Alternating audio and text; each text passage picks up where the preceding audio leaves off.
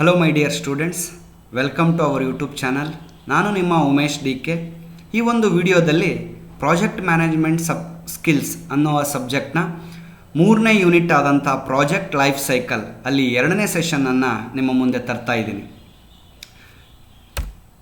ಈ ಒಂದು ವಿಡಿಯೋದಲ್ಲಿ ನಾವು ಏನೆಲ್ಲ ಕಂಟೆಂಟ್ಸ್ಗಳನ್ನು ಡಿಸ್ಕಸ್ ಮಾಡ್ತೀವಿ ಅಂತ ನೋಡೋದಾದರೆ, types of risk assessment techniques, project cost risk analysis, estimating time and cost over run risk. ಈ ಒಂದು ಕಾನ್ಸೆಪ್ಟ್ಸ್ಗಳ ಬಗ್ಗೆ ಡೀಟೇಲ್ ಆಗಿ ಎಕ್ಸ್ಪ್ಲೇನ್ ಮಾಡ್ತೀನಿ. ಮತ್ತು ಈ ಕಾನ್ಸೆಪ್ಟ್ಸ್ಗಳ ಮೇಲೆ ಬರಬಹುದಾದಂಥ MCQ ಕ್ವಶನ್ಸ್ಗಳನ್ನು ಕೂಡ ನಿಮ್ಮ ಮುಂದೆ ಡಿಸ್ಕಸ್ ಮಾಡ್ತೀನಿ. ನಮ್ಮ ಮೊದಲನೇ ಸೆಷನ್ನಲ್ಲಿ ಪ್ರಾಜೆಕ್ಟ್ ಲೈಫ್ ಸೈಕಲ್ ಅಂದ್ರೇನು, ಪ್ರಾಜೆಕ್ಟ್ ಮ್ಯಾನೇಜ್ಮೆಂಟ್ ಲೈಫ್ ಸೈಕಲ್ ಅಂದ್ರೇನು, project initiation, project planning, project execution ಮತ್ತು ಪ್ರಾಜೆಕ್ಟ್ ಕ್ಲೋಸಿಂಗ್, ಈ ಎಲ್ಲ ಕಾನ್ಸೆಪ್ಟ್ಸ್ಗಳನ್ನ ಡಿಸ್ಕಸ್ ಮಾಡಿದ್ದೀವಿ. ಯಾರೆಲ್ಲ ಆ ವಿಡಿಯೋನ ನೋಡಿಲ್ಲ, ಮೊದಲು ಆ ವಿಡಿಯೋವನ್ನು ನೋಡಿ ಈ ವಿಡಿಯೋನ ಕಂಪ್ಲೀಟ್ ಮಾಡಬೇಕು ಅಂತ ಕೇಳ್ತಾ ನಾವು ಬನ್ನಿ. ಹಾಗಾದರೆ ಮೊಟ್ಟ ಮೊದಲನೇ concept project risk. Project risk ಅಂದರೆ ಏನು? ನೀವು ಈಗ ಯೋಚನೆ ಮಾಡಿ, ನೀವೊಂದು ಪ್ರಾಜೆಕ್ಟ್ ಮಾಡಲಿಕ್ಕೆ ಹೊರಟಿದ್ದೀರಾ ಅಂತ ಆದರೆ ಆ ಪ್ರಾಜೆಕ್ಟಲ್ಲಿ ಏನೆಲ್ಲ ರಿಸ್ಕ್ಗಳು ಬರ್ತವೆ, ಮತ್ತು ರಿಸ್ಕ್ ಅಂದರೆ ಏನು, ಮತ್ತು ಏನೇನೆಲ್ಲ ರಿಸ್ಕ್ಗಳು ಬರ್ತವೆ ಅಂತೇಳ್ಬಿಟ್ಟು ಒಂದು ಸ್ವಲ್ಪ ಥಿಂಕ್ ಮಾಡಿ ಆಮೇಲೆ ಈ ವಿಡಿಯೋವನ್ನು ನೀವು ಕಂಪ್ಲೀಟ್ ಮಾಡಿ. ರಿಸ್ಕ್ ಅಂದರೆ ಏನು? ನಾವು ತುಂಬ ಈ ವರ್ಡನ್ನು ಯೂಸ್ ಮಾಡ್ತಾ ಇರ್ತೀವಿ, ರಿಸ್ಕ್ ಇದೆ ಅಂತೇಳಿ. Risk is defined as the possibility of an outcome being different from expected outcome. ನಾನು ಯಾವುದೋ ಒಂದು ಕೆಲಸ ಮಾಡಬೇಕಾದ್ರೆ ಏನೋ ಒಂದು ಎಕ್ಸ್ಪೆಕ್ಟೆಡ್ ಔಟ್ಕಮ್ ಇರುತ್ತೆ. ಆ ಎಕ್ಸ್ಪೆಕ್ಟೆಡ್ ಔಟ್ಕಮ್ ಬಿಟ್ಟು ಬೇರೆ ಔಟ್ಕಮ್ ಬರಬಹುದಾದಂಥ ಚಾನ್ಸಿಗೆ ಏನಂತ ಕರಿತೀನಿ? ಪ್ರಾಜೆಕ್ಟ್ ರಿಸ್ಕ್ ಅಂತ ಕರಿತೀನಿ. ಎಕ್ಸಾಂಪಲ್, ನಾನು ಈ ಸಲ ಎಕ್ಸಾಮ್ ಬರೆಯುವಾಗ ನಾನು 90% ತೆಗಿಬೇಕು ಅಂತೇಳ್ಬಿಟ್ಟು ನಾನು ಅಂದ್ಕೊಂಡಿರ್ತೀನಿ. That is my expected outcome. ಆದರೆ ಏನೋ ಒಂದು ಕಾರಣಾಂತರಗಳಿಂದಾಗಿ, ಏನೋ ತೊಂದರೆಗಳಿಂದಾಗಿ, ಏನೋ ಒಂದು ಅನ್ಸರ್ಟೈನ್ ಈವೆಂಟ್ಸ್ಗಳು ನಿಮ್ಮ ಜೀವನದಲ್ಲಿ ನಡೆದು ಅದು 60% ಬಂದರೆ that is called as risk ಅಂತ ಕರಿತೀವಿ. ಆ ಏನು ತೊಂದರೆಗಳು ಬಂದವಲ್ಲ, ಆ ಏನು ಅನ್ಸರ್ಟನಿಟೀಸ್ಗಳು ಬಂದವಲ್ಲ, ಏನು ಬ್ಯಾಡ್ ಈವೆಂಟ್ಸ್ಗಳು ಆದವಲ್ಲ ನಿಮ್ಮ ಜೀವನದಲ್ಲಿ, ಅದಕ್ಕೆ ಏನಂತ ಕರಿತೀನಿ? ರಿಸ್ಕ್ ಅಂತ ಕರಿತೀನಿ. So it refers to the possibility of adverse result flowing from the uncertainty involved in carrying out the activities. ಅಂದರೆ ನಾನು ಆಗಲೇ ಹೇಳ್ದಂಗೆ ನಮ್ಮ ಒಂದು ಕೆಲಸದಲ್ಲಿ ಬರಬಹುದಾದಂಥ ಅನ್ಸರ್ಟೈನಿಟಿ, ಆಕಸ್ಮಿಕ ಘಟನೆಗಳು ಅಂತ ಕರಿತೀವಿ. ಈ ಅನ್ಸರ್ಟೈನಿಟೀಸ್ಗಳಿಗೆ ರಿಸ್ಕ್ ಅಂತ ಕರಿತೀನಿ. ಹಾಗಾದರೆ ಹೇಳಿ, ನೀವು ಒಂದು ರೋಡ್ನ ಮಾಡಬೇಕು ಅಂತ ಒಂದು ಪ್ರಾಜೆಕ್ಟ್ ಮಾಡ್ತಾ ಇದ್ದೀರಾ, ಒಂದು 10 ಕಿಲೋಮೀಟ್ರ್ ರೋಡ್ ಮಾಡ್ತಾ ಇದ್ದೀರಾ ಅಂತ ಆದರೆ ಸೊ ಏನೆಲ್ಲ ರಿಸ್ಕ್ಗಳು ಬರಬಹುದು? ಅಥವಾ ಒಂದು ಸಾಫ್ಟ್ವೇರ್ನ ಡೆವಲಪ್ ಮಾಡ್ತಾ ಇದ್ದೀರಾ, ದಟ್ ಈಸ್ ಒಂದು ಆನ್ಲೈನ್ ಶಾಪಿಂಗ್ ಅಂತಕ್ಕಂಥ ಒಂದು ಸಾಫ್ಟ್ವೇರ್ನ ಡೆವಲಪ್ ಮಾಡ್ತಾ ಇದ್ದೀರಾ. ಸೊ ಆ ಸಾಫ್ಟ್ವೇರ್ನ ಡೆವಲಪ್ ಮಾಡುವಾಗ ಏನೆಲ್ಲ ರಿಸ್ಕ್ಗಳು ಬರಬಹುದು? ಹೆಂಗೆ ಥಿಂಕ್ ಮಾಡೋದು ಇದನ್ನು ಅಂತೇಳಿದ್ರೆ, ನಿಮ್ಮ ಔಟ್ಪುಟ್ ಏನು ಅಂತ ಡಿಸೈಡ್ ಮಾಡ್ಕೊಳ್ಳಿ. ಆ ಔಟ್ಪುಟ್ ಬರದೇ ಇರುವಂತಹ ಘಟನೆಗಳು ಏನೆಲ್ಲ ಬರಬಹುದು, ಸೊ ಅವನ್ನ ಪ್ರಾಜೆಕ್ಟ್ ರಿಸ್ಕ್ ಅಂತ ಕರಿತೀನಿ. ಸೊ ಈ ರಿಸ್ಕ್ಗಳ ಬಗ್ಗೆ ಯಾಕೆ ನಾವು ಡಿಸ್ಕಸ್ ಮಾಡಬೇಕು ಅಂತೇಳಿದರೆ, ಯಾವುದೇ ಒಂದು ಪ್ರಾಜೆಕ್ಟ್ಸಲ್ಲಿ ರಿಸ್ಕ್ಸ್ ಆರ್ ಕಾಮನ್. ರಿಸ್ಕ್ಗಳು ಬಂದೇ ಬರ್ತವೆ. ಆ ರಿಸ್ಕಿಗೆ ನಾವು ಮುಂಚೆನೇ ಪ್ಲ್ಯಾನ್ ಮಾಡಿಲ್ಲ ಅಂತ ಆದರೆ, ಮುಂಚೆನೇ ರೆಡಿ ಆಗಿಲ್ಲ ಅಂತ ಆದರೆ ಡೆಫಿನೆಟ್ಲಿ ಪ್ರಾಜೆಕ್ಟ್ ಫೇಲ್ ಆಗುತ್ತೆ. So that's why risk analysis is very very important in project. It is also one of the major task in project management or project life cycle. So that's why to study about the risk, to analyze the risk are most important factors in project. So ಹಾಗಾಗಿ what are the types of risk, ಏನೆಲ್ಲ ರಿಸ್ಕ್ಗಳು ಬರ್ಬೋದು ನಮಗೆ ಅಂತ. So ಇಲ್ಲಿ ಕೆಲವೊಂದು ರಿಸ್ಕ್ಗಳನ್ನು ನಾವು list ಮಾಡಿದ್ದೀವಿ. ಇವಲ್ಲದೆ ಇನ್ನೂ ಅನೇಕ ರಿಸ್ಕ್ಗಳಿದ್ದಾವೆ. ಅದರಲ್ಲಿ ಪ್ರಮುಖವಾದಂಥ ರಿಸ್ಕ್ಗಳು ಯಾವ್ಯಾವ ಬರ್ಬೋದು? There may be a technical risk. ನಿಮ್ಮ ಪ್ರಾಜೆಕ್ಟ್ನ ಮಾಡುವಾಗ ಟೆಕ್ನಿಕಲ್ ಪ್ರಾಬ್ಲಮ್ಸ್ಗಳು ಬರಬಹುದು. Economic risk, production risk, financial risk, social risk, political risk, marketing risk, human risk, ಇಷ್ಟು ಟೈಪ್ಸ್ ಆದಂಥ ರಿಸ್ಕ್ಗಳು ಬರಬಹುದು. ಟೆಕ್ನಿಕಲ್ ರಿಸ್ಕ್ ಅಂದರೆ ಏನು? ಎಕ್ಸಾಂಪಲ್, ನಾನೊಂದು ಆನ್ಲೈನ್ ಶಾಪಿಂಗ್ ಸಾಫ್ಟ್ವೇರ್ನ ಡೆವಲಪ್ ಮಾಡ್ತಾ ಇದ್ದೀನಿ. ಆ ಸಾಫ್ಟ್ವೇರು ಇವತ್ತಿನ ಕಾಲಕ್ಕೆ ಮೊಬೈಲಲ್ಲಿ ಯೂಸ್ ಆಗಬೇಕು. ಸೊ ಆಂಡ್ರಾಯ್ಡ್ ಅಪ್ಲಿಕೇಶನನ್ನು ಯೂಸ್ ಮಾಡಿ ಅಥವಾ ಆಂಡ್ರಾಯ್ಡ್ ಡೆವಲಪ್ಮೆಂಟ್ ಗೊತ್ತಿರೋರು ಆ ಪ್ರಾಜೆಕ್ಟ್ನ ಮಾಡಬೇಕು. ಆದರೆ ನನ್ನ ಕಂಪ್ನಿನಲ್ಲಿ ನನ್ನ ಟೀಮಲ್ಲಿದ್ದಂಥ ಆಂಡ್ರಾಯ್ಡ್ ಡೆವಲಪರ್ಸ್ಗಳು ಅವರೇನಾದ್ರೂ ನನ್ನ ಕಂಪ್ನಿಯನ್ನು ಬಿಟ್ಟು ಹೋದರೆ, ಸೊ ಟೆಕ್ನಿಕಲ್ ರಿಸ್ಕ್. ಸೊ ನನ್ನ ಸಾಫ್ಟ್ವೇರ್ನ ಟೆಸ್ಟ್ ಮಾಡಬೇಕು, ಆ ಟೆಸ್ಟ್ ಮಾಡೋದಕ್ಕೆ ಒಂದು ಟೂಲ್ ಬೇಕು, ಅದು ನನ್ನ ಕಂಪ್ನಿನಲ್ಲಿ ಇಲ್ಲ ಅಂತಾದರೆ that is the technical risk. ನಾನೊಂದೇನೋ ಒಂದು ರೋಡ್ ಮಾಡ್ತಾ ಇದ್ದೀನಿ. ಸೊ ರೋಡ್ ಮಾಡುವಾಗ ಅಲ್ಲಿ ಯಾವುದೋ ಒಂದು ಕ್ವಾಲಿಟಿ ಟೆಸ್ಟಿಂಗ್ ಮಾಡಬೇಕು, ನಾನು ಯಾವುದೋ ಒಂದು ಮಟೀರಿಯಲ್ ಟೆಸ್ಟಿಂಗ್ ಮಾಡಬೇಕು. ಆ ಟೆಸ್ಟಿಂಗ್ ಮಾಡುವಂಥ ಇಕ್ವಿಪ್ಮೆಂಟ್ಸ್ ಇಲ್ಲ ನನ್ನ ಹತ್ರ, ಅಥವಾ ಸುತ್ತಮುತ್ತ ನನ್ನ ಸರೌಂಡಿಂಗಲ್ಲೂ ಕೂಡ ಟೆಸ್ಟಿಂಗ್ ಮಾಡ್ತಕ್ಕಂಥ ಇಕ್ವಿಪ್ಮೆಂಟ್ಸ್ಗಳು ಅವೈಲೇಬಲ್ ಇಲ್ಲ. So those are the technical risk. Economic risk, ನಾನು ಪ್ರಾಜೆಕ್ಟಿಗೆ ಇಷ್ಟು ಬಡ್ಜೆಟ್ ಅಂತ ಹಾಕಿರ್ತೀನಿ, ಬಟ್ ಯಾವುದೋ ಒಂದು ಕಾರಣದಿಂದಾಗಿ ಆ ಕಾಸ್ಟ್ ಜಾಸ್ತಿ ಆಗುತ್ತೆ, ಮಟೀರಿಯಲ್ ಕಾಸ್ಟ್ಗಳು ಜಾಸ್ತಿ ಆಗ್ಬೋದು, ಆಗ ನನ್ನ ಪ್ರಾಜೆಕ್ಟಿಗೆ ಜಾಸ್ತಿ ಫಂಡ್ ಬೇಕಾಗಬಹುದು. ಸೊ ಆದರೆ ನನ್ನ ಕಂಪ್ನಿನಲ್ಲಿ ಅದಕ್ಕೆ ಫಂಡ್ ಇಲ್ಲ. So that is the economic risk. ಆವಾಗ ಪ್ರಾಜೆಕ್ಟನ್ನು ನಾನು ಕಂಪ್ಲೀಟ್ ಮಾಡೋಕ್ಕಾಗಲ್ಲ. ಪ್ರೊಡಕ್ಷನ್ ರಿಸ್ಕ್, ನಾನು ಒಂದು 3 ತಿಂಗಳಲ್ಲಿ ಏನೋ ಒಂದು ಇಷ್ಟು ಯೂನಿಟನ್ನು ಪ್ರೊಡ್ಯೂಸ್ ಮಾಡಬೇಕು ಅಂತ ಪ್ಲ್ಯಾನ್ ಮಾಡ್ಕೊಂಡಿದ್ದೆ, ಆದರೆ ಯಾವುದೋ ಒಂದು ಪ್ರಾಬ್ಲಮ್ಸ್ಗಳಿಂದಾಗಿ ಆ ಪ್ರೊಡಕ್ಷನನ್ನು ಮಾಡೋಕ್ಕಾಗ್ತಾ ಇಲ್ಲ. That is the production risk. Financial risk, ನಾನು ಆಗಲೇ ಹೇಳಿದೆ, ಎಕನಾಮಿಕ್ ರಿಸ್ಕ್ ಮತ್ತು financial risk almost same. Social risk, social risk ಅಂತೇಳಿದ್ರೆ ಒಂದು ಸೊಸೈಟಿನಲ್ಲಿ ಏನೋ ಒಂದು ಪ್ರಾಬ್ಲಮ್ಸ್ಗಳಾಗ್ತವೆ. ಆ ಸೊಸೈಟಿನಲ್ಲಿರ್ತಕ್ಕಂಥ ಪ್ರಾಬ್ಲಮ್ಸ್ಗಳಿಂದ ನನಗೆ ನನ್ನ ಪ್ರಾಜೆಕ್ಟಿಗೆ ತೊಂದರೆ ಆಗುತ್ತೆ. ಮೇ ಬಿ 10 ಕಿಲೋಮೀಟ್ರ್ ರೋಡ್ ಮಾಡ್ತಾ ಇರ್ತೀನಿ, ಇದ್ದಕ್ಕಿದ್ದಂಕ್ಲೇ ಸಡನ್ನಾಗಿ ಒಂದು ಎಲೆಕ್ಷನ್ ಅನೌನ್ಸ್ ಆಗುತ್ತೆ, ಕೋಡ್ ಆಫ್ ಕಂಡಕ್ಟ್ ಅನೌನ್ಸ್ ಆಗುತ್ತೆ. So I cannot run the project. ಅಥವಾ ಈಗಿರೋ ಗೌರ್ಮೆಂಟ್ ಇರುತ್ತೆ, ಏನೋ ಪ್ರಾಬ್ಲಮಿಂದ ಗೌರ್ಮೆಂಟ್ ಚೇಂಜ್ ಆಗುತ್ತೆ. ಸೊ ನಿಮಗೆ that may be the social risk. ಅಥವಾ ಅಲ್ಲಿ ರೋಡ್ ಮಾಡ್ತಾ ಇರ್ತೀವಿ, ಅಲ್ಲೊಂದು ಏನೋ ಒಂದು ದೇವಸ್ಥಾನ ಬರುತ್ತೆ ಅಡ್ಡ, ಆ ದೇವಸ್ಥಾನವನ್ನು ತೆಗಿಬೇಕಾಗಿರುತ್ತೆ. ಸೊ ಅಲ್ಲಿರ್ತಕ್ಕಂಥ ಜನಗಳು ನಿಮಗೆ ಅದನ್ನು ಅಲೋ ಮಾಡೋದಿಲ್ಲ. That may be the social risk. And political risk. Political risk ಅಂತ ಹೇಳಿದ್ರೆ ಮೇ ಬಿ ನಾನು ಆಗಲೇ ಎಕ್ಸಾಂಪಲ್ ಕೊಟ್ಟಾಗೆ ಗೌರ್ಮೆಂಟ್ ಚೇಂಜ್ ಆಗೋದಿರ್ಬೋದು, ಎಲೆಕ್ಷನ್ಗಳು ಅನೌನ್ಸ್ ಆಗೋದಿರ್ಬೋದು, ಗೌರ್ಮೆಂಟಲ್ಲೇ ಏನೋ ಫಂಡ್ಸ್ಗಳು ರಿಲೀಸ್ ಆಗದೆ ಇರ್ಬೋದು. That is the political risk. Marketing risk, ನಿಮ್ಮ ಪ್ರಾಡಕ್ಟನ್ನು ಸೇಲ್ ಮಾಡುವಾಗ ಅಥವಾ ಮಾರ್ಕೆಟಿಂಗ್ ಮಾಡುವಾಗ ಏನೆಲ್ಲ ಪ್ರಾಬ್ಲಮ್ಸ್ಗಳು ಬರಬಹುದು. ನೀವು ಅಂದ್ಕೊಂಡಿರ್ತೀರ ನಾನು ಇದನ್ನು ಒಂದು 1000 ಮೆಂಬರ್ಸಿಗೆ ರೀಚ್ ಮಾಡಿಸ್ಬೇಕು ಅಂತ. ಯಾವುದೋ ಒಂದು ಕಂಪ್ನಿ ಕಾರ್ನ ಡೆವಲಪ್ ಮಾಡುತ್ತೆ, ಆ ಕಾರ್ನ ಯಾವುದೋ ಒಂದು ವೇದಲ್ಲಿ ಮಾರ್ಕೆಟಿಂಗ್ ಮಾಡಬೇಕು ಅಂತ ಅಂದ್ಕೊಂಡಿರುತ್ತೆ. ಬಟ್ ಕಾರಣಾಂತರಗಳಿಂದ ಮೇ ಬಿ ಕೋವಿಡ್ ಬಂದಿರಬಹುದು, ಮೇ ಬಿ ಗೌರ್ಮೆಂಟ್ ಚೇಂಜ್ ಆಗಿರ್ಬೋದು, ಅಥವಾ ಅದರ್ ಫ್ಯಾಕ್ಟರ್ಸಿಂದ ಅವ್ರಿಗೆ ಮಾರ್ಕೆಟಿಂಗ್ ಮಾಡೋಕ್ಕಾಗಲ್ಲ. So that is the marketing risk. And human risk, ಎಂಪ್ಲಾಯೀಸ್ಗಳು ನಡುವೆ ಕೋಆರ್ಡಿನೇಷನ್ ಮಿಸ್ ಆಗ್ಬೋದು, ಎಂಪ್ಲಾಯೀಸ್ಗಳು ಬಿಟ್ಟು ಹೋಗ್ಬೋದು ಕಂಪ್ನಿನ, ಬೇರೆ ಕಂಪ್ನಿಗೆ ಸೇರ್ಕೊಳ್ಳೋದು ಸಹಜ. ನಿಮ್ಮ ಕಂಪ್ನಿನಲ್ಲಿ ಕೆಲಸ ಮಾಡ್ತಿರ್ತಾರೆ, ಅರ್ಧಕ್ಕೆ ಪ್ರಾಜೆಕ್ಟ್ನ ಬಿಟ್ಬಿಟ್ಟು ಬೇರೆ ಕಂಪ್ನಿ ಜಾಸ್ತಿ ಸ್ಯಾಲ್ರಿ ಕೊಡ್ತು ಅಂತೇಳ್ಬಿಟ್ಟು ಬೇರೆ ಕಡೆ ಹೋಗ್ತಾರೆ. ಸೊ ಆವಾಗ ನಿನ್ನ ಪ್ರಾಜೆಕ್ಟಿಗೆ ಡಿಲೇ ಆಗುತ್ತೆ. So these kind of risk may occur in your project. So ಹಾಗಾಗಿ ಈ ನಿಮ್ಮ ಪ್ರಾಜೆಕ್ಟ್ನ ಮಾಡುವಾಗ ಏನೆಲ್ಲ ಪ್ರಾಬ್ಲಮ್ಸ್ಗಳು ಬರಬಹುದು ಅನ್ನೋದನ್ನು ಥಿಂಕ್ ಮಾಡಿ. ಆ ಪ್ರಾಬ್ಲಮ್ಸ್ಗಳು ಬಂದಾಗ ನಾನು ಏನು ಸೊಲ್ಯೂಷನನ್ನು ಯೂಸ್ ಮಾಡಬೇಕು ಅಂತ ಮುಂಚೆನೇ ಪ್ಲ್ಯಾನ್ ಮಾಡಬೇಕು. ಆಗಿದ್ದರೆ ಮಾತ್ರ ಪ್ರಾಜೆಕ್ಟ್ ನೀಟಾಗಿ ಸ್ಮೂತಾಗಿ ವರ್ಕ್ ಆಗುತ್ತೆ. ಇಫ್ 2 ಎಂಪ್ಲಾಯೀಸ್ಗಳು ಬಿಟ್ಟು ಹೋಗ್ತಾರೆ ಅಂತ ನನಗೇನೋ ಒಂದು ಡೌಟ್ ಇದೆ, ಮುಂದೆ ಬಿಟ್ಟು ಹೋಗ್ಬೋದು, ಹೋಗ್ದೇನೆ ಇರ್ಬೋದು, ಆದರೆ ನಾನು ಈಗಲೇ ಪ್ಲ್ಯಾನ್ ಬ್ಯಾಕಪ್ ಯಾರನ್ನಾರ ಇಟ್ಕೊಂಡಿರ್ತೀನ, ಇನ್ನೊಬ್ಬ ಯಾರೋ ಫ್ರೆಷರ್ಸ್ನ ರೆಡಿ ಮಾಡ್ಕೊಳ್ತಾ ಇರ್ತೀನ. That is the risk management. So election ಬರೋದಿದೆ, ಇನ್ನು 2-3 ತಿಂಗಳಲ್ಲಿ ಎಲೆಕ್ಷನ್ ಅನೌನ್ಸ್ ಆಗೋದಿದೆ, ಪೊಲಿಟಿಕಲ್ ರಿಸ್ಕ್.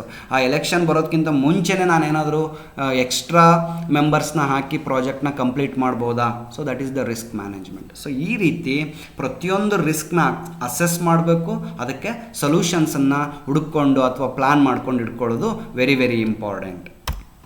ನೆಕ್ಸ್ಟ್, ಸೊ ಹಾಗಾಗಿ ರಿಸ್ಕ್ ಅಸೆಸ್ಮೆಂಟ್ ಟೆಕ್ನಿಕ್ಸ್ ಅಂತ ಯೂಸ್ ಮಾಡ್ತೀವಿ. ಸೊ ಈ ಎಲ್ಲ ಟೈಪ್ಸ್ ಆಫ್ ರಿಸ್ಕ್ ಬಂದಾಗ ಆ ರಿಸ್ಕಿಗೆ ನಾನು ಸೊಲ್ಯೂಷನ್ ಅಥವಾ ಅವುಗಳನ್ನು ಮುಂಚೆನೇ ಪ್ಲ್ಯಾನ್ ಮಾಡಿ ಏನೆಲ್ಲ ಸೊಲ್ಯೂಷನ್ ಮಾಡಬೇಕು ನಾನು ಅನ್ನೋದನ್ನು ಏನಂತ ಕರಿತೀನಿ, ರಿಸ್ಕ್ ಅಸೆಸ್ಮೆಂಟ್ ಟೆಕ್ನಿಕ್ಸ್. ಅಥವಾ ಯಾವ್ಯಾವ ರೀತಿ ರಿಸ್ಕ್ಗಳು ಬರ್ಬೋದು ನನ್ನ ಪ್ರಾಜೆಕ್ಟಲ್ಲಿ ಅಂತ ಮುಂಚೆನೇ ಪ್ಲ್ಯಾನ್ ಮಾಡೋದಕ್ಕೆ, ಅಸೆಸ್ ಮಾಡೋದಕ್ಕೆ ರಿಸ್ಕ್ ಅಸೆಸ್ಮೆಂಟ್ ಟೆಕ್ನಿಕ್ ಅಂತ ಕರಿತೀವಿ. ಸೊ ಯೂಶ್ವಲಿ ಕಂಪ್ನಿಗಳಲ್ಲಿ 4 ಟೈಪ್ಸ್ ಆಫ್ ಟೆಕ್ನಿಕ್ಸ್ನ ಯೂಸ್ ಮಾಡ್ತಾರೆ. The first one is sensitivity analysis, scenario analysis, best and worst case analysis, simulation analysis ಅಂತ ಮಾಡ್ತಾರೆ. ಸೊ ಇವುಗಳು ಏನೇನೋ ಅಂತ ನಾನು ಎಕ್ಸ್ಪ್ಲೇನ್ ಮಾಡ್ತೀನಿ. ಅದಕ್ಕಿಂತ ಮುಂಚೆ ನೀವು ಒಂದು ಕ್ಷಣ ವಿಡಿಯೋನ ಪಾಸ್ ಮಾಡಿ, ನೀವು ಒಂದು ಪ್ರಾಜೆಕ್ಟ್ ಮಾಡ್ತಿದ್ದೀರ ಅಂತ ಅಸ್ಯೂಮ್ ಮಾಡ್ಕೊಳ್ಳಿ. ಅಸ್ಯೂಮ್ ಮಾಡ್ಕೊಂಬಿಟ್ಟು ಏನೆಲ್ಲ ರಿಸ್ಕ್ಗಳು ಬರ್ತವೆ ಅಂತ ಯಾವ ರೀತಿ ಅನಾಲಿಸಿಸ್ ಮಾಡ್ತೀರಾ, ಏನು ಟೆಕ್ನಿಕ್ನ ಯೂಸ್ ಮಾಡಿ ಅನಾಲಿಸಿಸ್ ಮಾಡ್ತೀರಾ. ಸೊ ಒಂದು ಕ್ಷಣ ನೀವು ಯೋಚನೆ ಮಾಡಿ ನಂತರ ಈ ವಿಡಿಯೋನ ನೋಡಿ. ಸೊ ಮೊಟ್ಟ ಮೊದಲನೇದಾಗಿ sensitivity analysis. Most of the companies uses this sensitivity analysis and scenario based analysis and best and worst case analysis to assess the risk or to plan the risk. Okay, so hagadre what is this sensitivity analysis? It measures how the impact of uncertainties of one or more input variables can affect the output. ನಮ್ಮ ಇನ್ಪುಟ್ಟಲ್ಲಿ ಯಾವುದೋ ಒಂದೆರಡು ವೇರಿಯೇಬಲ್ಸ್ಗಳು change ಆದರೆ, ಯಾವುದೋ ಒಂದೆರಡು ಪ್ಯಾರಾಮೀಟರ್ಸ್ಗಳು change ಆದರೆ ಅದು output ಮೇಲೆ ಏನು ಎಫೆಕ್ಟ್ ಬೀಳುತ್ತೆ ಅನ್ನೋದನ್ನು ಅನಾಲಿಸಿಸ್ ಮಾಡೋದಕ್ಕೆ ಸೆನ್ಸಿಟಿವಿಟಿ ಅನಾಲಿಸಿಸ್ ಅಂತ ಕರಿತೀವಿ. ಎಕ್ಸಾಂಪಲ್ ಏನಪ್ಪ ಇಲ್ಲಿ ವೇರಿಯೇಬಲ್ಸ್ ಅಂದರೆ, ಏನಿಲ್ಲಿ ಅನ್ಸರ್ಟನಿಟೀಸ್ಗಳು ಅಂದರೆ, ನಮ್ಮ ಪ್ರಾಜೆಕ್ಟ್ ಮೇಲೆ ಅನ್ಸರ್ಟನಿಟೀಸ್ಗಳು ತುಂಬ ಇರ್ತವೆ. ಆ ಅನ್ಸರ್ಟನಿಟೀಸ್ಗಳು ಒಂದು ರೀತಿ ಅನ್ಸರ್ಟನಿಟಿ ಬಂದರೆ ಒಂದು ವೇರಿಯೇಬಲ್ ಅಂತ ಕರಿತೀನಿ, ಇನ್ನೊಂದು ಅನ್ಸರ್ಟನಿಟಿ ಬಂದರೆ ಅದನ್ನು ಇನ್ನೊಂದು ವೇರಿಯೇಬಲ್ ಅಂತ ಕರಿತೀನಿ. ಈ ರೀತಿ ಯಾವುದೋ ಒಂದು ಅನ್ಸರ್ಟನಿಟಿ ಬಂದಾಗ ಅದು ನಮ್ಮ ಪ್ರಾಜೆಕ್ಟ್ ಔಟ್ಪುಟ್ ಮೇಲೆ ಯಾವ ರೀತಿ ಪರಿಣಾಮ ಬೀರುತ್ತೆ, ಎಷ್ಟು ಪ್ರಾಫಿಟ್ ಆಗುತ್ತೆ, ಎಷ್ಟು ಲಾಸ್ ಆಗುತ್ತೆ, ಇದನ್ನು ಅನಾಲಿಸಿಸ್ ಮಾಡೋದಕ್ಕೆ ಸೆನ್ಸಿಟಿವಿಟಿ ಅನಾಲಿಸಿಸ್ ಅಂತ ಕರಿತೀವಿ. In sensitivity analysis typically one variable is changed at a time.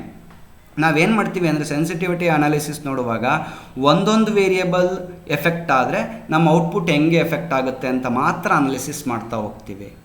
ಅದಕ್ಕೆ ಇದನ್ನು ಏನಂತ ಕರೀತಾರೆ, ವಾಟ್ ಇಫ್ ಅನಾಲಿಸಿಸ್ ಅಂತ ಕರೀತಾರೆ. ವಾಟ್ ಇಫ್ ಹಿಂಗಾದರೆ ಏನು ಮಾಡಬೇಕು, ಹಿಂಗಾದರೆ ಏನು ಮಾಡಬೇಕು ಅಂತ ವಾಟ್ ಇಫ್ ಅಂತೇಳಿದರೆ. ನಾನು ನಿಮಗೆ ಈಗ ಒಂದು ಎಕ್ಸಾಂಪಲ್ ಹೇಳ್ತೀನಿ, ಏನೇನೆಲ್ಲ ಪ್ಯಾರಾಮೀಟರ್ಸ್ ಬರ್ತವೆ ಅಂತೇಳಿ. ಆ ಪ್ಯಾರಾಮೀಟರ್ಸ್ಗಳು ಚೇಂಜ್ ಆದಾಗ ನಮ್ಮ ಔಟ್ಪುಟ್ ಯಾವ ರೀತಿ ಚೇಂಜ್ ಆಗುತ್ತೆ ಅಂತಲೂ ಹೇಳ್ತೀನಿ. ಸೊ ಈ ರೀತಿ ನೀವು ಸೆನ್ಸಿಟಿವಿಟಿ ಅನಾಲಿಸಿಸ್ನ ಮಾಡ್ತೀರಾ ಕಂಪ್ನಿನಲ್ಲಿ. ಫಸ್ಟ್ ಪ್ಯಾರಾಮೀಟರ್ ನೋಡಿ, ಇಲ್ಲಿ ಕನ್ಸ್ಟ್ರಕ್ಷನ್ ಕಾಸ್ಟ್ ಅನ್ನೋದು ಒಂದು ಪ್ಯಾರಾಮೀಟ್ರ್ ನೋಡಿ. ಒಂದು ಅಪಾರ್ಟ್ಮೆಂಟ್ ಕಟ್ತಾ ಇರ್ತೀನಿ ನಾನು, ಒಂದು ಕೋಟಿ ರೂಪಾಯಿ ಬಡ್ಜೆಟನ್ನು ಹಾಕ್ಕೊಂಡಿರ್ತೀನಿ, ಪ್ಲ್ಯಾನ್ ಮಾಡಿರ್ತೀನಿ. ಇದರಲ್ಲಿ ಮೇ ಬಿ ಯಾವ ಅನ್ಸರ್ಟನಿಟಿ ಬರ್ಬೋದು, ರಿಸ್ಕ್ ಹೆಂಗೆ ಬರ್ಬೋದು ಅಂತೇಳಿದ್ರೆ, ನಾನು ಇವತ್ತಿನ ಮೆಟೀರಿಯಲ್ಸ್ಗಳನ್ನು ನೋಡ್ಕೊಂಬಿಟ್ಟು ನಾನು ಪ್ಲಾನಿಂಗ್ ಮಾಡಿರ್ತೀನಿ. ಬಟ್ ರಿಸ್ಕ್ ಏನಿದೆ ಅಂತೇಳಿದರೆ, ಮುಂದೆ 1-2 ತಿಂಗಳಾದಮೇಲೆ ಅಲ್ಲಿರ್ತಕ್ಕಂಥ ಕನ್ಸ್ಟ್ರಕ್ಷನ್ ಕಾಸ್ಟ್, ಮಟೀರಿಯಲ್ಸ್ ಕಾಸ್ಟ್ ಸಡನ್ನಾಗಿ ರೈಸ್ ಆಗ್ಬೋದು. ರೈಸ್ ಆದರೆ ಏನಾಗುತ್ತೆ, ಏನು ಎಫೆಕ್ಟ್ ಆಗುತ್ತೆ, ಎಷ್ಟು ಎಫೆಕ್ಟ್ ಆಗುತ್ತೆ, ಅವಾಗ ನಾನು ಏನು ಮಾಡಬೇಕು, ಈ ಅನಾಲಿಸಿಸ್ನ ಸೆನ್ಸಿಟಿವಿಟಿ ಅನಾಲಿಸಿಸ್ ಅಂತ ಕರಿತೀವಿ. ಇನ್ನೊಂದು variable sales price of the residential units. ನಾನು 1 ಕೋಟಿ ಖರ್ಚು ಮಾಡಿ ಒಂದು 10 ಪ್ಲಾಟ್ಗಳನ್ನು ಕಟ್ಟಿದ್ದೀನಿ, ಅದನ್ನು ಸೇಲ್ ಮಾಡಬೇಕು. ಕನ್ಸ್ಟ್ರಕ್ಷನ್ ಕಂಪ್ನಿ ಅನಾಲಿಸಿಸ್ ಮಾಡೋದು ಹೇಳ್ತಾ ಇದ್ದೀನಿ ನಾನು ನಿಮಗೆ. 10 ಫ್ಲ್ಯಾಟ್ಗಳಿದ್ದಾವೆ.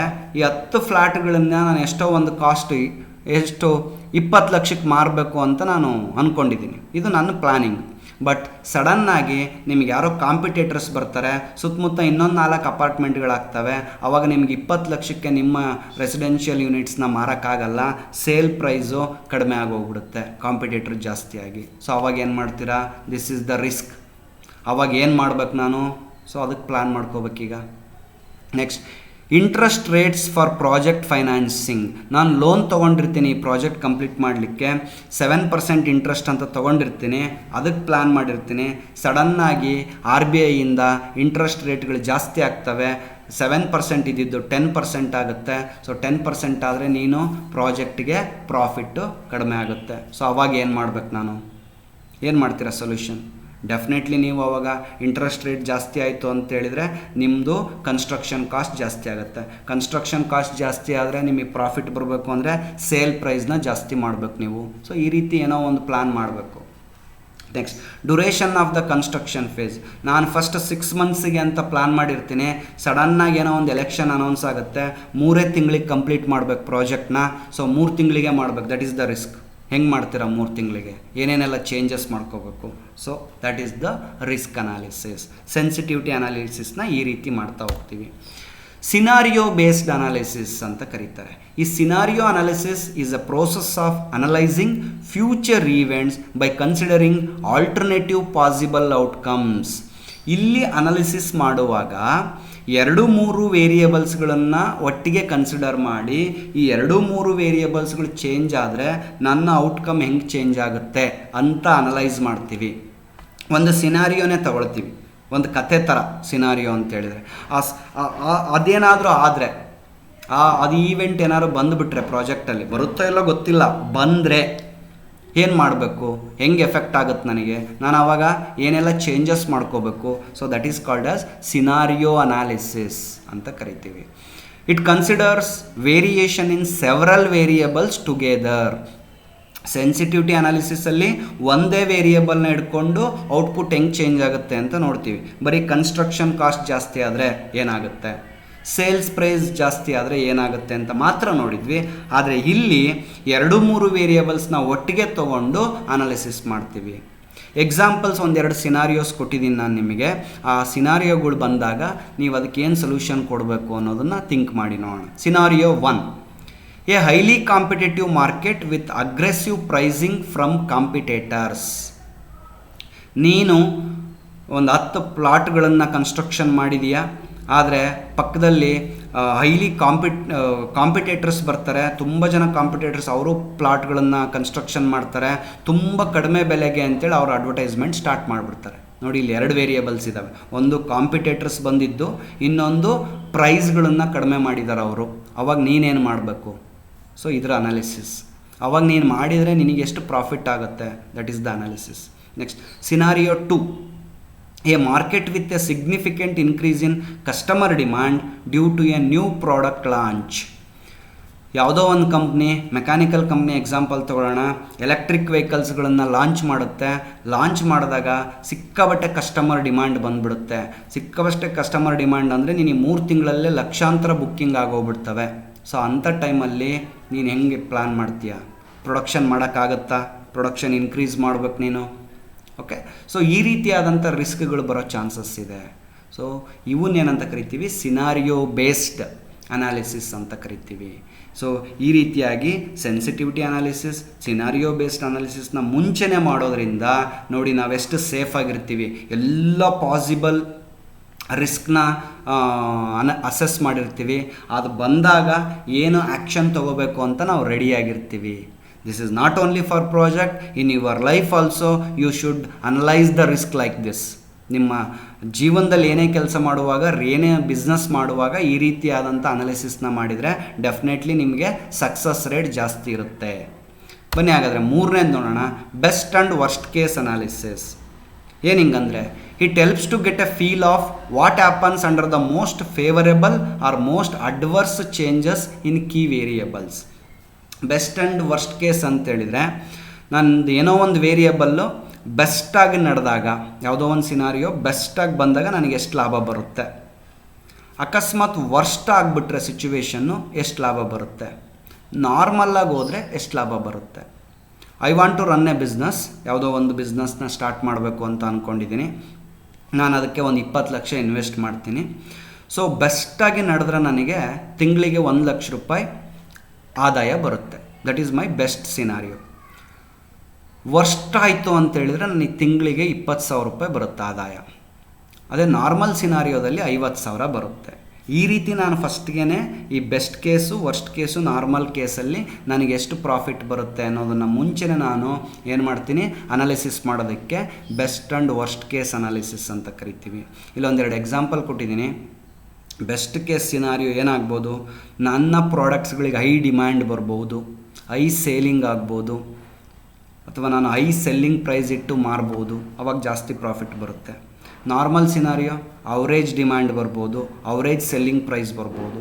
ವರ್ಸ್ಟ್ ಕೇಸ್ ಅಂದರೆ ನನ್ನ ಪ್ರಾಡಕ್ಟ್ಸ್ಗಳಿಗೆ ಡಿಮ್ಯಾಂಡ್ ಕಡಿಮೆ ಇರ್ಬೋದು, ಸೆಲ್ಲಿಂಗ್ ಪ್ರೈಸ್ ಕಡಿಮೆ ಇರ್ಬೋದು, ಅಥವಾ ಕನ್ಸ್ಟ್ರಕ್ಷನ್ ಕಾಸ್ಟ್ ಜಾಸ್ತಿ ಆಗ್ಬೋದು. ಇಂಥ ಟೈಮಲ್ಲಿ I should be prepare for all these things. ಏನಾಗುತ್ತೋ ಮುಂದೆ ಗೊತ್ತಿಲ್ಲ, ಬಟ್ ನಾನು ಪ್ರಿಪೇರ್ ಆಗಿರಬೇಕು ಅಂತೇಳಿ. So this is the risk analysis. Next simulation analysis. ಇದು ಒಂದು ಟೈಪ್ ಆಫ್ ಅನಾಲಿಸಿಸ್ ಮಾಡ್ತಾರೆ. It is the process of designing A model of A real system and conducting experiments with this model for the purpose of either understanding the behaviour of the system.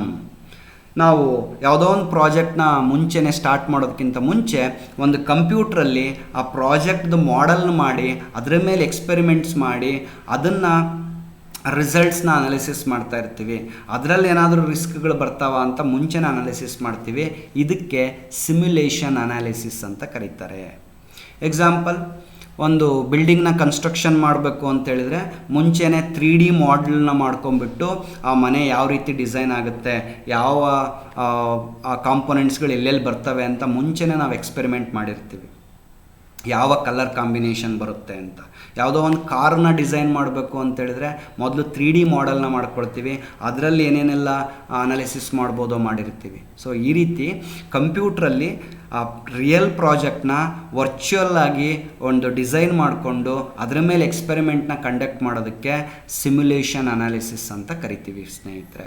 So ಈ ರೀತಿಯಾಗಿ 4 different types of risk assessment techniques ಇದ್ದಾವೆ. ಈ ಎಲ್ಲ ಟೆಕ್ನಿಕ್ಸ್ಗಳನ್ನು ಅಥವಾ ನಮ್ಮ project dependent ಆಗಿರ್ತಕ್ಕಂಥ ಯಾವ techniques use ಮಾಡ್ಬೋದು ಯೂಸ್ ಮಾಡಿ ರಿಸ್ಕ್ನ ಅನಾಲಿಸಿಸ್ ಮಾಡ್ತಾರೆ. ಸೊ ನೆಕ್ಸ್ಟ್ ಟಾಪಿಕ್ಸ್ನ ನೋಡೋದಾದರೆ reasons for project cost over runs. ಇದು ವೆರಿ ವೆರಿ ಇಂಪಾರ್ಟೆಂಟ್. ನಾವೊಂದು ಪ್ರಾಜೆಕ್ಟ್ ಮಾಡುವಾಗ ಏನೆಲ್ಲ ಕಾರಣಗಳಿಗೆ ಕಾಸ್ಟ್ ಜಾಸ್ತಿ ಆಗಬಹುದು ನೀವು ಹೇಳ್ತೀರಾ? ಒಂದು ಮನೆ ಕಟ್ಟಬೇಕು ಅಂತ ಇದ್ದೀನಿ. ಮನೆ ಕಟ್ಟುವಾಗ 30 ಲಕ್ಷಕ್ಕೆ ನಾನು ಮನೆಯನ್ನು ಮುಗಿಸ್ಬೇಕು ಅಂತ ಪ್ಲ್ಯಾನ್ ಮಾಡಿರ್ತೀನಿ. ನನ್ನ ಪ್ಲ್ಯಾನಿಂಗ್ ಫೇಸಲ್ಲಿ ಎಕ್ಸಿಕ್ಯೂಷನ್ ಸ್ಟಾರ್ಟ್ ಮಾಡಿದ್ದೀನಿ. ಈಗ ಏನೆಲ್ಲ ಕಾರಣಗಳಿಗೆ ಕಾಸ್ಟ್ ಜಾಸ್ತಿ ಹೋಗ್ಬೋದು ಮುಂಚೆನೇ ಪ್ಲ್ಯಾನ್ ಮಾಡ್ಕೋಬೇಕಲ್ವಾ? ಸೊ ಹಾಗಾಗಿ ಅದ್ರ ರೀಸನ್ಸ್ಗಳನ್ನ ನೀವು ಥಿಂಕ್ ಮಾಡ್ತೀರಾ ನೋಡೋಣ. ಒಂದು ಮನೆ ಕಟ್ಟುವಾಗ ಏನೆಲ್ಲ ಕಾರಣಗಳಿಗೆ ಪ್ರಾಜೆಕ್ಟ್ ಕಾಸ್ಟ್ ಓವರ್ ರನ್ ಆಗುತ್ತೆ. So a cost overrun is the amount by which actual expenditure exceed the planned amount. ನಾನು ಪ್ಲ್ಯಾನ್ ಮಾಡಿರೋ ಅಮೌಂಟಿಗಿಂತ ಜಾಸ್ತಿ ಅಮೌಂಟ್ ಎಕ್ಸ್ಪೆನ್ಸ್ ಆಗೋದಕ್ಕೆ, ಖರ್ಚಾಗೋದಕ್ಕೆ ನಾನು ಕಾಸ್ಟ್ ಓವರ್ ರನ್ ಅಂತ ಕರಿತೀನಿ. ಅದಕ್ಕೆ ರೀಸನ್ಸ್ಗಳು ಏನೇನು? So these are the reasons, some of the reasons. ಒಂದು, unplanned expansion of the project scope. ನಾನು ಪ್ರಾಜೆಕ್ಟ್ ಮುಂಚೆ 30-40ನಲ್ಲಿ ಮನೆ ಕಟ್ಟಬೇಕು ಅಂತ ಇದ್ದೆ, ಬಟ್ ಆಮೇಲೆ ಪ್ಲ್ಯಾನ್ ಚೇಂಜ್ ಆಗುತ್ತೆ. ಸೊ 30-60ಗೆ ಹೋಗುತ್ತೆ. ಸೊ ಆಗ ನಿನಗೆ ಕಾಸ್ಟು ಜಾಸ್ತಿ ಆಗ್ಬೋದು. ಫಸ್ಟು ಓನ್ಲಿ 6 ಫೀಟ್ ಮಾತ್ರ ಆಗಲ್ಲ ನಾನು ಡಾಂಬರ್ ರೋಡ್ ಅಥವಾ CC ರೋಡ್ ಮಾಡಬೇಕು ಅಂತ ಪ್ಲ್ಯಾನ್ ಮಾಡಿರ್ತೀನಿ. ಆದರೆ ಮುಂದೆ ಪ್ರಾಜೆಕ್ಟಲ್ಲಿ ಅನ್ಪ್ಲಾನ್ಡಾಗಿ ಚೇಂಜ್ ಆಗುತ್ತೆ, 7 ಫೀಟ್ ಮಾಡಬೇಕು ಅಂತ ಕಾಸ್ಟ್ ಜಾಸ್ತಿ ಆಗುತ್ತೆ. Inaccurate initial cost estimation. ಮುಂಚೆನೇ ನಾನು ಎಸ್ಟಿಮೇಷನ್ ಮಾಡುವಾಗ ತಪ್ಪಾಗಿ ಏನಾದರೂ ಕಾಸ್ಟ್ ಎಸ್ಟಿಮೇಷನ್ ಮಾಡಿದರೆ ಆ್ಯಕ್ಚುಯಲ್ಲಾಗಿ ಎಕ್ಸಿಕ್ಯೂಟ್ ಮಾಡುವಾಗ ಅಮೌಂಟು ಜಾಸ್ತಿ ಬೇಕಾಗುತ್ತೆ. ಫೇಲ್ಯೂರ್ ಇನ್ ಪ್ರಾಜೆಕ್ಟ್ ಪರ್ಫಾರ್ಮೆನ್ಸ್. ನಾನು 4 ಜನದಲ್ಲಿ ಪ್ರಾಜೆಕ್ಟ್ ಮುಗಿಸ್ಬೇಕು ಅಂತ ಪ್ಲ್ಯಾನ್ ಮಾಡಿರ್ತೀನಿ, ಆದರೆ 4 ಜನ ಸರಿಯಾಗಿ ಕೆಲಸ ಮಾಡಲ್ಲ. ಹಾಗಾಗಿ 3 ತಿಂಗಳಲ್ಲಿ ಮುಗಿಯೋ ಪ್ರಾಜೆಕ್ಟು 4 ತಿಂಗಳಿಗೆ ಹೋಗುತ್ತೆ. ಸೊ ಅಲ್ಲಿ ನಿಮಗೆ ಅಮೌಂಟ್ ಜಾಸ್ತಿ ಬೇಕಾಗುತ್ತೆ. Errors in the project design ಸರಿಯಾಗಿ ಮಾಡಿಲ್ಲ ಅಂದರೆ ರೀವರ್ಕ್ ಜಾಸ್ತಿ ಆಗುತ್ತೆ, ಟೈಮ್ ಜಾಸ್ತಿ ಆಗುತ್ತೆ, ರಿಸೋರ್ಸ್ ಜಾಸ್ತಿ ಆಗುತ್ತೆ. ಸೊ ಕಾಸ್ಟ್ ಜಾಸ್ತಿ ಆಗುತ್ತೆ. ಇಂಪ್ರಾಪರ್ ರಿಸ್ಕ್ ಮ್ಯಾನೇಜ್ಮೆಂಟ್ ಸರಿಯಾಗಿ ಮಾಡದೇ ಇದ್ದರೆ, ನಾನು ಈಗೇನು ರಿಸ್ಕ್ ಬಗ್ಗೆ ಮಾತಾಡ್ತಾ ಇದ್ದೆ, ರಿಸ್ಕ್ನ ಯಾರು ಸರಿಯಾಗಿ ಮ್ಯಾನೇಜ್ ಮಾಡಲ್ಲ, ಪ್ಲ್ಯಾನ್ ಮಾಡಿರಲ್ಲ, ಡೆಫಿನೆಟ್ಲಿ ಕಾಸ್ಟು ಜಾಸ್ತಿ ಹೋಗುತ್ತೆ. Incompetent material supplier. ಒಬ್ಬ ಸಪ್ಲೈಯರ್ ಕೂಡ ನಮಗೆ ರಿಸೋರ್ಸ್ಗಳನ್ನ ನೀಟಾಗಿ ಸಪ್ಲೈ ಮಾಡ್ತಾ ಇರಬೇಕು. ಆ ಸಪ್ಲೈಯರ್ಸ್ ಚೆನ್ನಾಗಿಲ್ಲ ಅಂತೇಳಿದರೆ ಪ್ರಾಜೆಕ್ಟ್ ಕಾಸ್ಟ್ ಜಾಸ್ತಿ ಆಗುತ್ತೆ. Wrong choice of equipment, time over run. ಈ ಎಲ್ಲ ಕಾರಣಗಳಿಂದಾಗಿ ನಮಗೆ ಕಾಸ್ಟ್ ಜಾಸ್ತಿ ಆಗುತ್ತೆ. ಕಾಸ್ಟ್ ಜಾಸ್ತಿ ಆದಾಗ ಪ್ರಾಫಿಟ್ ಕಡಿಮೆ ಆಗುತ್ತೆ. ಪ್ರಾಫಿಟ್ ಕಡಿಮೆ ಆದರೆ ಕಂಪ್ನಿಗೆ ಲಾಸ್ ಆಗುತ್ತೆ. ಸೊ ಯಾವುದಾದ್ರೂ ಕಂಪ್ನಿ ಲಾಸ್ ಮಾಡ್ಕೋಬೇಕು ಅಂತ ಪ್ರಾಜೆಕ್ಟ್ ಮಾಡುತ್ತಾ? ಡೆಫಿನೆಟ್ಲಿ ಒಂದು ಉದ್ದೇಶ ಪ್ರಾಫಿಟ್ ಬರಬೇಕು ಅಂತ. ಪ್ರಾಫಿಟ್ ಬರಬೇಕು ಅಂತೇಳಿದರೆ ಇವೆಲ್ಲ ಆಗಬಾರ್ದು, ಆ ರೀತಿ ನೋಡ್ಕೋಬೇಕು. Next, reasons for project time over runs. Time ಯಾಕೆ ಜಾಸ್ತಿ ತೊಗೊಳುತ್ತೆ? ಕೆಲವೊಂದು ಟೈಮು ಪ್ರಾಜೆಕ್ಟ್ 3 ತಿಂಗಳಲ್ಲಿ ಮುಗಿಸ್ಬೇಕು ಅಂತ ಸ್ಟಾರ್ಟ್ ಮಾಡ್ತೀವಿ. ಮೋಸ್ಟ್ ಆಫ್ ದ ಪ್ರಾಜೆಕ್ಟ್ಸು ಅಂದ್ಕೊಂಡಂಗೆ ಮುಗಿಯಲ್ಲ, ಜಾಸ್ತಿ ಟೈಮ್ ತಗೊಳುತ್ತೆ. ಯಾಕೆ? So these are the reasons. A change in the scope of the project ನಾನು ಆಗಲೇ ಹೇಳ್ದಂಗೆ ಸ್ಕೋಪ್ ಜಾಸ್ತಿ ಆಗುತ್ತೆ, ಅಂದರೆ ಪ್ಲ್ಯಾನ್ ಮಾಡಿದ್ದಕ್ಕೂ ಆಮೇಲೆ ಏನೋ ಚೇಂಜ್ ಬರುತ್ತೆ. ಇನ್ಎಫೆಕ್ಟಿವ್ ಪ್ರಾಜೆಕ್ಟ್ ಟೈಮ್ ಮ್ಯಾನೇಜ್ಮೆಂಟ್, ಸರಿಯಾಗಿ ಶೆಡ್ಯೂಲಿಂಗ್ ಮಾಡಿರಲ್ಲ. ಫಸ್ಟ್ ಫೇಸ್ ಒಂದು ವಾರದಲ್ಲಿ ಮುಗಿಬೇಕು, ಸೆಕೆಂಡ್ ಫೇಸ್ ವಾರದಲ್ಲಿ ಮುಗಿಬೇಕು, ಥರ್ಡ್ ಫೇಸ್ ಒಂದು ವಾರದಲ್ಲಿ ಮುಗಿಬೇಕು ಅಂದ್ಕೊಂಡಿರ್ತೀವಿ. ಫಸ್ಟ್ ಫೇಸೇ 15 ದಿವಸ ತೊಗೊಳುತ್ತೆ, ಸರಿಯಾಗಿ ಟೈಮ್ ಮ್ಯಾನೇಜ್ಮೆಂಟ್ ಮಾಡಲ್ಲ. Delays in starting and executing some of the project activities, same ಎಲ್ಲದರಲ್ಲೂ ಡಿಲೇ ಮಾಡ್ಕೊಳ್ತಾ ಬಂದರೆ ಟೈಮ್ ಓವರ್ ರನ್ ಆಗುತ್ತೆ. ಯೂಸ್ ಆಫ್ ಔಟ್ಡೇಟೆಡ್ ಟೆಕ್ನಾಲಜಿ, ಈಗ ತುಂಬ ಹೊಸ ಟೆಕ್ನಾಲಜಿಗಳು ಬಂದಿದ್ದಾವೆ, ಅವುಗಳನ್ನು ಯೂಸ್ ಮಾಡಿದರೆ ಸ್ಮಾರ್ಟ್ ವರ್ಕ್ ಆಗುತ್ತೆ, ಟೈಮ್ ಶಾರ್ಟ್ ಆಗುತ್ತೆ. ಅದೇ ನೀವು ಔಟ್ಡೇಟೆಡ್ ಟೆಕ್ನಾಲಜಿ ಯೂಸ್ ಮಾಡಿದರೆ ಟೈಮ್ ಜಾಸ್ತಿ ತಗೊಳುತ್ತೆ. ಪೂರ್ ಅಡ್ಮಿನಿಸ್ಟ್ರೇಷನ್, ಸರಿಯಾಗಿ ಅಡ್ಮಿನಿಸ್ಟ್ರೇಷನ್ ಇಲ್ಲ ಅಂದರೆ, ಪೊಲಿಟಿಕಲ್ ಇಂಟರ್ಫರೆನ್ಸ್, ರಾಜಕೀಯವಾಗಿ ಏನಾದರೂ ತೊಂದರೆಗಳಾಗ್ತಾ ಇದ್ದರೆ ಟೈಮ್ ಓವರ್ ರನ್ ಆಗುತ್ತೆ. ಪೂರ್ ಪ್ಲ್ಯಾನಿಂಗ್ ಸರಿಯಾಗಿ ಮಾಡಲಿಲ್ಲ ಅಂದರೆ ಟೈಮ್ ಓವರ್ ರನ್ ಆಗುತ್ತೆ. So because of all these reasons project time may extend. So that's why this is very very important not to extend the time. It is very important to deliver the product on time in the market. ನಮ್ಮ ಕ್ಲೈಂಟಿಗೆ on ಟೈಮಲ್ಲಿ good quality product ಕೊಡೋದು very very important.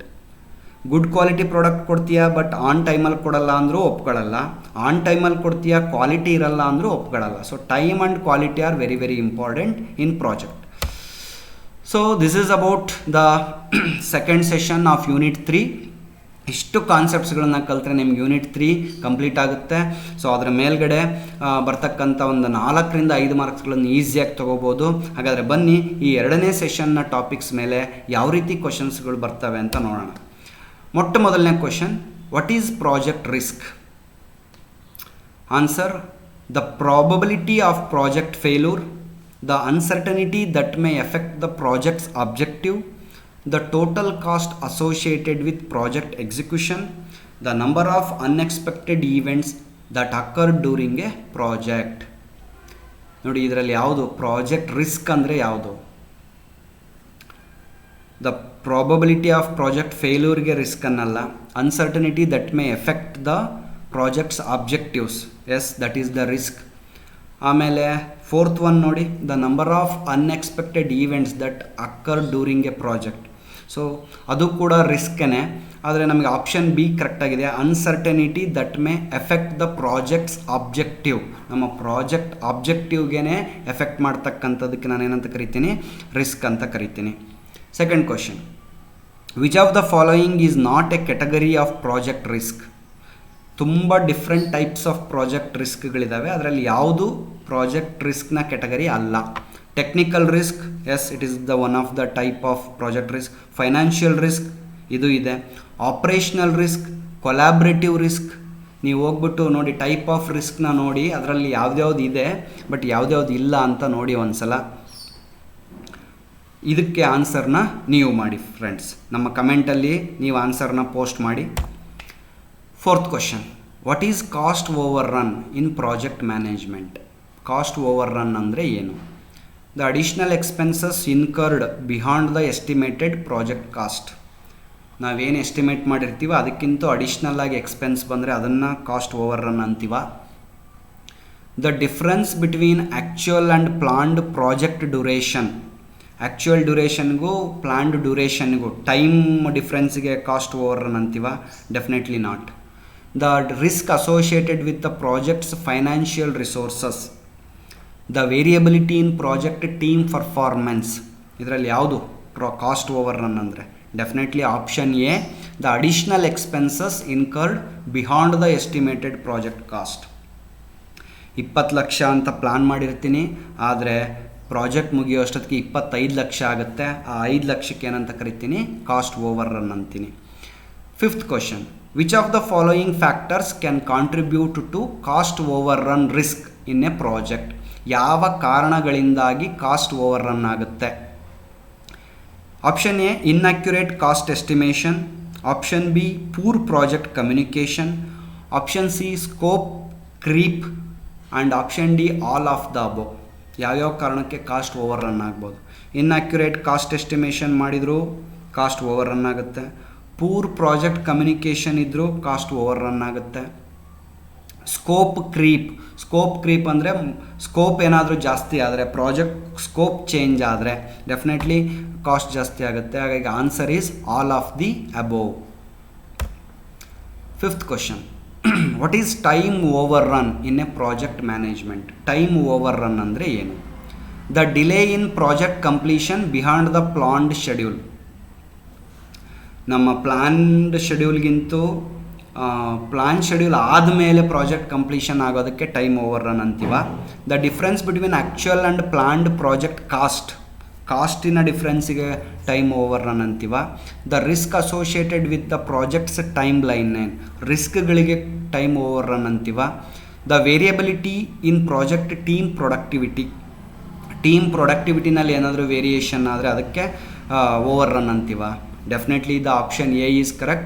The delay in project completion behind the planned schedule. Okay. So next, 6th, which of the following factors can contribute to time overrun risk in a project? Time overrun risk ಆಗ್ಲಿಕ್ಕೆ ಏನು ಕಾರಣ? Inadequate project planning. Yes, this is the reason. Resource constraint, ರಿಸೋರ್ಸ್ಗಳ್ದು ಏನಾದರೂ problem ಆದರೆ definitely time ಜಾಸ್ತಿ ಬೇಕಾಗುತ್ತೆ. External dependencies, ನಾವು ಯಾರ ಮೇಲೂ ತುಂಬ ಡಿಪೆಂಡೆಂಟ್ ಆಗಿ ಪ್ರಾಜೆಕ್ಟ್ ಮಾಡ್ತಿದ್ರೆ ಟೈಮ್ ಜಾಸ್ತಿ ಹೋಗುತ್ತೆ. ಹಾಗಾಗಿ the option D is correct, all of the above. ಎಲ್ಲ ಫ್ಯಾಕ್ಟರ್ಸ್ಗಳು ಟೈಮ್ ಓವರ್ ರನ್ನಿಗೆ ಕಾರಣ ಆಗ್ತವೆ. ಸೊ ಇಷ್ಟು ಈ ಟಾಪಿಕ್ ಮೇಲೆ ಕೇಳಬಹುದಾದಂಥ MCQ ಕ್ವಶನ್ಸ್ಗಳು. ಈ ರೀತಿಯಾದ ಕ್ವಶನ್ಸ್ಗಳಿಗೆ ನೀವು ಪ್ರಿಪೇರ್ ಆದರೆ ಡೆಫಿನೆಟ್ಲಿ ನೀವು DCETನಲ್ಲಿ ಉತ್ತಮವಾದಂಥ ಅಂಕಗಳನ್ನು ಗಳಿಸ್ಬೋದು ಅಂತ ಹೇಳ್ತಾ ನಿಮ್ಮೆಲ್ಲರಿಗೂ ಧನ್ಯವಾದಗಳನ್ನು ಹೇಳ್ತೀನಿ. Thank you very much.